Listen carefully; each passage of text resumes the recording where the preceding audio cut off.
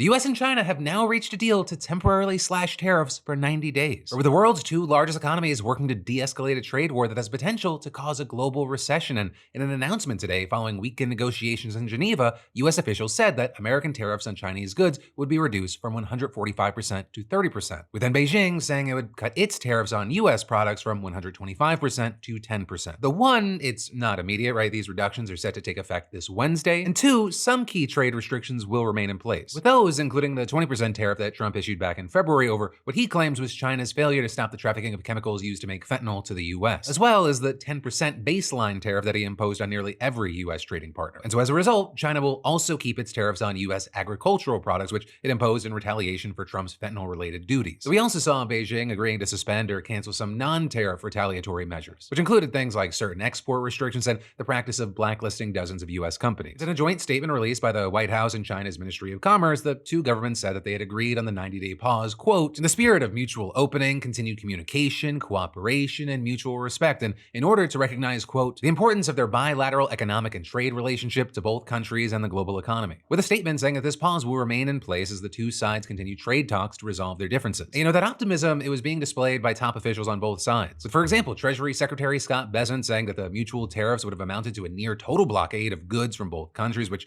neither side wants, and arguing, we do want trade, we want more balanced trade, and I think both sides are committed to achieving that. With him adding that the administration will push for China to open up more to US goods, which would help narrow the US trade deficit with China. And this, as he also told reporters that the two countries had substantive discussions regarding American demands that China crack down on fentanyl-related chemicals entering the US, with him claiming that the Chinese government understood the magnitude of the fentanyl crisis in the US and asserting that there is a positive path forward. And all of this is you had China's Ministry of Commerce saying that the talks this weekend were an important first step to resolving differences and urging the US to, quote, completely rectify the mistake of unilateral tariffs and work together to inject more certainty and stability into the global economy. One of the big key takeaways here is that this is a massive deal. Right? As you have outlets like the Washington Post explaining, the agreement marks the first tangible move to de-escalate tensions that have been rising since Trump took office in January. But there's also, as you have experts saying, that despite the substantial de-escalation, this is by no means a permanent solution. Right? This is good news, but it is just a starting place. There's still major underlying issues, and this temporary agreement, it does little to actually change the deteriorating relationships between the two economic superpowers. And this is, you have folks like Harvard economist Danny Roderick noting that while the countries have taken a step back from a needless trade war, the US tariffs on China are still high and will mainly hurt US consumers. With Roderick adding that Trump has obtained absolutely nothing from China for all the chaos he generated. Zilch. We've seen many echoing that, saying that Donald Trump essentially was saying, hey, we're gonna drive this car off the cliff, and then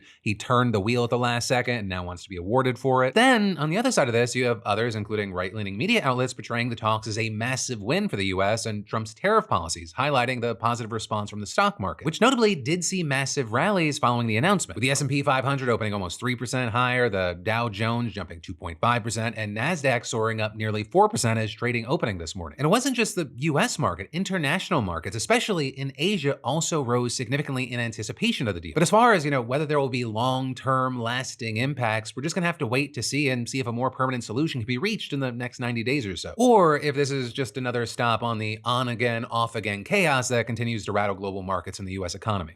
Hey, thanks for watching, and I hope you enjoyed this clip from the full Philip DeFranco show. And also, a big thanks to Squarespace for sponsoring our Clips channel. Turn your passion into profit over at squarespace.com/Phil, or use the QR code. Because whether you're launching a business or a lucrative side hustle, your website is your digital business card. It's the only space where you control the story, no algorithms or distractions. And with Squarespace, it's so easy because they got a ton of stunning professional templates with drag and drop editing that makes site design incredibly simple, no coding required. So get started for free at squarespace.com/Phil, or scan the QR code on screen and use code Phil for 10% off when ready to launch. Squarespace.com/Phil.